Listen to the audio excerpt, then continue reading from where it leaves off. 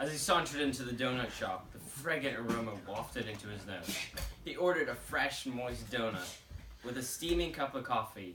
He went down to sit at his appointed table and slid his hand under the small, slightly off-balance wooden table to find the waiting note held fast by years of old, degrading gum.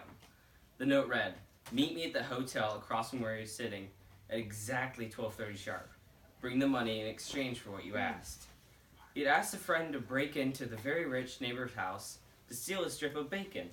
This was no ordinary piece of bacon, a fact he did not disclose, for whoever held this piece of bacon strip would gain incomprehensible wealth and fame. This was what Henry longed to hold all his life, but hadn't been able to until this very moment. He noticed that it started to rain, so he went under the cover of the clothes shop beside the donut store. That's when he spotted him, a small-looking man under the cover of a hooded cloak, slipped past the doors and entered the hotel across from him. Henry started to casually walk over to the hotel as he thought about his future. This was his chance to take hold of unfathomable wealth and do as he wished with the rest of his life, without people telling him what to do. He dashed the remaining yards and burst into the building just as the rain started to pour from the heavens. He scanned the room for any signs of his friend with the cloak, but found none. After quite a few minutes of searching, he gave up looking for him and started to leave the building just as he heard a raspy voice say, "Long time no see, my friend."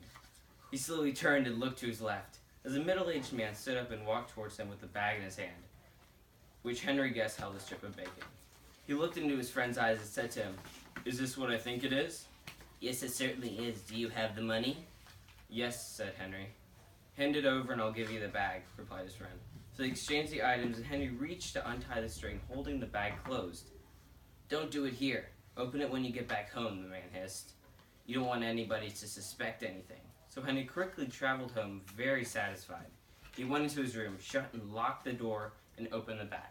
Lo and behold, the bacon strip was lying undisturbed at the bottom of the bag. He reached into the bag to touch the strip of bacon and... "John, come do your chores. It's almost time for the guests to arrive." John slipped the bookmark where he stopped and closed the book and sulkily got off the couch and stomped away to go finish his chores for the day.